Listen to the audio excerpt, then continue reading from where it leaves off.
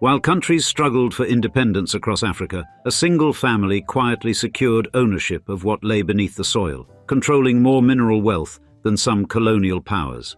Indeed, they didn't just own mines, they owned the mechanisms that determined whether entire regions would feast or starve based on commodity prices they manipulated from mahogany-paneled offices. Their corporate structures became shadow governments, with more effective authority over labor, housing, and economic policy than many elected officials. And, as African presidents came and went, the Oppenheimer influence remained, a parallel power structure operating beyond ballot boxes and constitutions. Thus, in today's episode, we expose how one dynasty engineered such complete dominance over Africa's economic destiny that nations found themselves tenants on land they technically governed.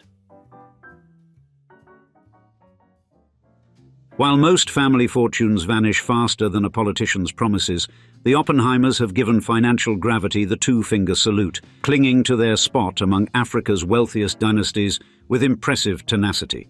Nicholas "Nicky" Oppenheimer, born in 1945, sits atop a fortune so enormous, $12.3 billion according to Bloomberg, that it makes most millionaires look like they're operating a lemonade stand. Africa's third richest man isn't exactly feeling the Trump tariff downturns, is he? Rather than shrinking, the family coffers are swelling at a rate that would make a banker blush.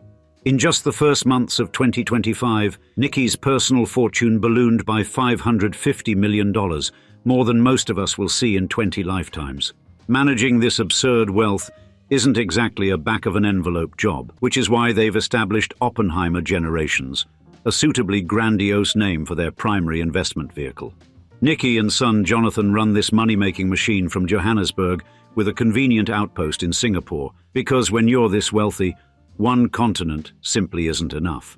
Having exhausted the possibilities of diamonds, or perhaps grown bored with them, the Oppenheimers have spread their golden tentacles across multiple industries. There's Tana Africa Capital, their $600 million joint venture with Singapore, and Stockdale Street, a private equity firm nostalgically named after De Beers' original headquarters. Nothing says we've arrived quite like naming your new empire after your old one. The trappings of their extreme wealth read like a billionaire's shopping list: South Africa's largest private game reserve, a personal aviation company, because commercial first class is for the merely wealthy, and a sprawling 65,000-hectare ranch in Zimbabwe that's been exporting beef since 1937. Their primary residence doubles as their foundation headquarters. Talk about working from home in style. Jonathan, the fourth-generation heir apparent, had the audacity to speak of privilege's massive shackles in an interview. Shackles presumably cushioned by billions in family assets. Yet their philanthropy does attract an impressive roster of African leaders to its advisory board, perhaps hoping some of that Oppenheimer gold might dust off on their own projects. Having sold their De Beers crown jewels for a cool $5.1 billion in 2011, they've somehow managed to get even richer through diversification. The burning question remains, can a fortune built on colonial extraction and questionable labor practices truly transform into a force for good? Or is this just old money in a shiny new ethical wrapper? The Oppenheimer saga began far from the diamond fields of Africa, in the modest German town of Friedberg, where Ernest Oppenheimer was born to a Jewish family in 1880. At the remarkably young age of 17, Ernest began working at Dunkelsbühler and Company, a diamond brokerage in London that would provide his entry ticket to the industry that would make his family's fortune. Fate intervened decisively in 1902 when the company dispatched the ambitious young man to South Africa as a buyer in Kimberley, where diamonds had transformed a dusty frontier outpost into a boomtown of opportunity. Within a decade of his arrival, Ernest had so thoroughly established himself in local business and politics that he was elected mayor of Kimberley, serving from 1912 to 1915 while simultaneously plotting his ascent in the diamond trade. The true foundation of the Oppenheimer fortune came in 1917, when Ernest, backed by American banking titan J.P. Morgan, launched the Anglo-American Corporation to mine gold in the Witwatersrand, with an initial capital of £1 million. Though gold mining provided substantial returns, Ernest's true ambition lay elsewhere, in gaining control of De Beers, the diamond company established by the infamous empire builder Cecil Rhodes. Through strategic share purchases and business maneuvering, Ernest became a director of De Beers in 1926, and by 1929 he had secured the chairmanship, completing his rise from immigrant outsider to diamond industry kingpin. The timing proved fortuitous, as Ernest took control just before the Great Depression, navigating the crisis by introducing a revolutionary business philosophy. Common sense tells us that the only way to increase the value of diamonds is to make them scarce. His masterstroke was forming the Central Selling Organization, creating a centralized marketing and distribution system that would become the cornerstone of the family's extraordinary financial might. Through this ingenious structure, the relatively small Oppenheimer family company could maintain control of the global diamond trade with modest direct ownership. Ernest's business acumen was matched by his understanding of how to exploit the colonial labor system. African mine workers lived in closed compounds, collections of buildings enclosed by high walls, allowing for total control of the workforce and preventing diamond theft, a system that maximized profits at tremendous human cost. This combination of financial innovation, labor exploitation, and market manipulation allowed Ernest to amass extraordinary wealth during a period when colonial powers still dominated the African continent. By the time of his death in 1957, Ernest had transformed himself from a 17-year-old immigrant clerk to the patriarch of what would become one of the world's greatest business dynasties. His son Harry had been carefully prepared to inherit this empire, receiving an Oxford education that added intellectual sophistication to his father's self-made business pragmatism. The foundations Ernest laid would enable the family to eventually control 25% of South Africa's entire gross domestic product at the height of their influence. Harry Frederick Oppenheimer, born in 1908, emerged from his father's shadow to become perhaps the most enigmatic figure in African business history, a man whose words and actions often seem to occupy parallel universes. For 25 years as chairman of Anglo-American and 27 years at the helm of De Beers Consolidated Mines, Harry transformed his father's already impressive empire into something approaching economic mythology. Under his stewardship, Anglo-American grew to account for approximately 25% of South Africa's entire gross domestic product, while representing about 60% of the Johannesburg Stock Exchange by the 1980s. By 1973, Anglo-American and De Beers together accounted for 10% of South Africa's gross national product and 30% of the country's exports, a level of corporate dominance rarely seen in modern economic history. Harry expanded operations far beyond his father's vision, pushing De Beers into Canada, Australia, Malaysia, Portugal, Zambia, and Tanzania, creating a truly global empire with its roots firmly planted in African soil. What made Harry particularly fascinating was the glaring contradiction between his business practices and his political convictions during the apartheid era. From 1948 to 1957, he served as a Member of Parliament for Kimberley with the United Party, which stood in opposition to the National Party's apartheid policies, positioning himself as a liberal voice against racial discrimination. Yet the mining houses he controlled relied heavily on the migrant labor system that separated workers from their families for extended periods and created inhumane living conditions in compounds. Ruth First, a South African Communist Party activist, captured this contradiction perfectly in 1960 when she observed, "A regular critic of apartheid, he has probably done more than anyone else to fuel the economic machine on which the strength of white supremacy depends." Harry's intellectual sophistication, he was known to quote Greek philosophers in business meetings, allowed him to maintain this cognitive dissonance with apparent ease. The De Beers empire under Harry's leadership continued to control the global diamond supply through the Central Selling Organization, maintaining artificial scarcity while marketing diamonds as symbols of love and commitment through the brilliant "A Diamond is Forever" campaign. Despite operating in an industry notorious for exploitative practices, Harry cultivated relationships with African statesmen like Zambia's Kenneth Kaunda, positioning himself as a progressive business leader rather than a colonial holdover. His philanthropy, particularly through the Oppenheimer Memorial Trust, founded in 1958, allowed him to present himself as a benefactor to African development. The Harry Oppenheimer Fellowship Award, now Africa's premier research prize, stands as another testament to his effort to create a legacy beyond business, one tied to intellectual achievement and African advancement.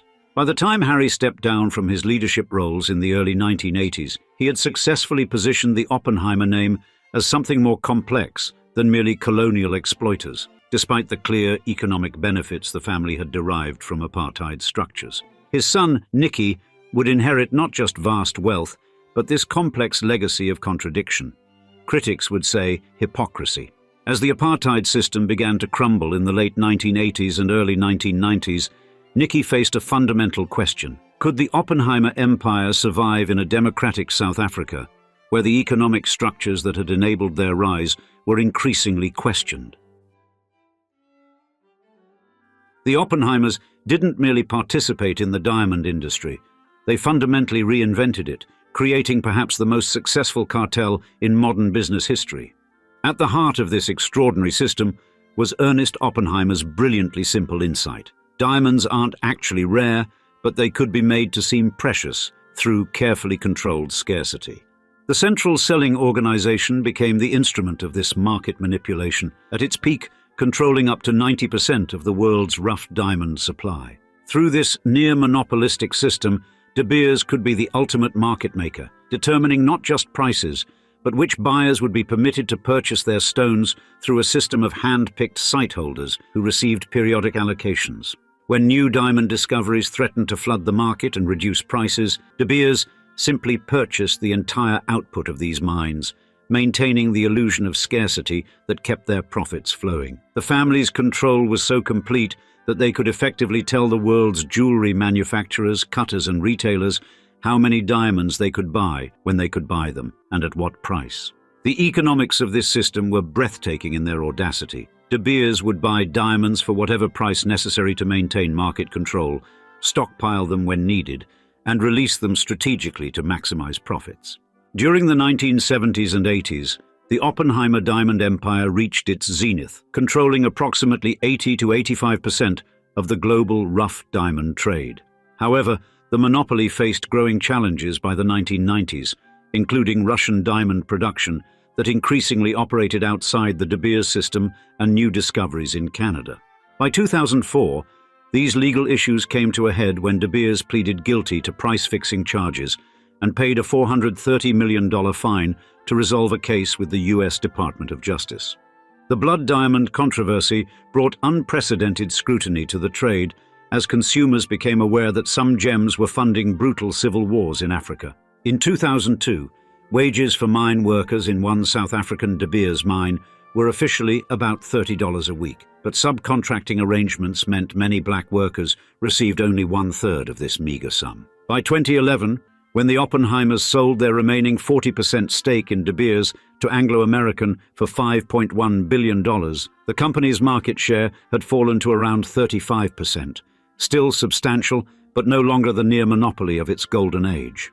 The Oppenheimer diamond monopoly stands as one of the most successful examples of market manipulation in business history, a system that convinced the world that an abundant mineral was precious, rare, and worth significant portions of a consumer's annual salary.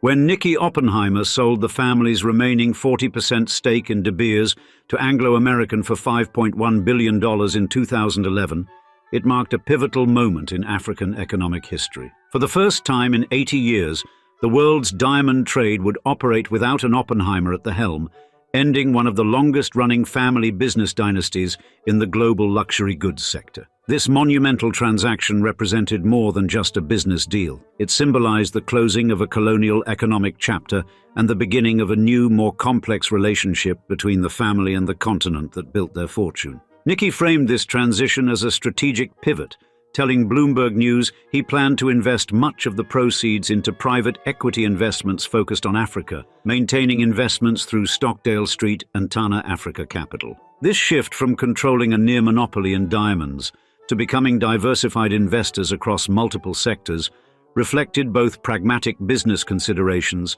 and a recognition of Africa's changing economic and political landscape. In post-apartheid South Africa, the massive concentration of wealth that characterized the Oppenheimer empire became increasingly difficult to justify politically as the government pushed for greater black economic empowerment and redistribution of opportunity. The World Bank's classification of South Africa as the most unequal country in the world in 2022, with 10% of the population controlling 80% of the wealth, provides stark evidence of the economic patterns established during the era of Oppenheimer dominance.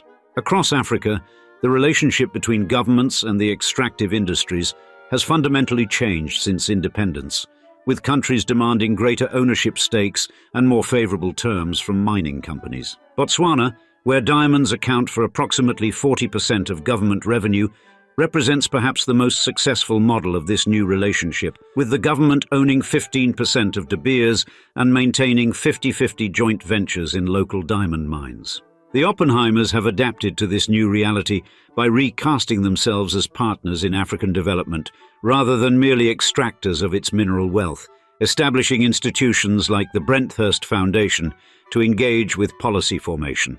This foundation's advisory board includes former Nigerian President Olusegun Obasanjo as chair, along with other prominent figures like former Ethiopian Prime Minister Haile Mariam Desalegn and Nobel laureate Ellen Johnson Sirleaf of Liberia, giving it significant political credibility. The family's philanthropic vehicles, including the Oppenheimer Memorial Trust and Oppenheimer Generations Research and Conservation, represent attempts to address the social and environmental legacies of mining while maintaining influence in a post-extraction context. During the COVID-19 crisis, the establishment of the SA Future Trust, with R1 billion to provide financial relief to small and medium enterprise employees, demonstrated the family's capacity to deploy wealth quickly in response to social emergencies.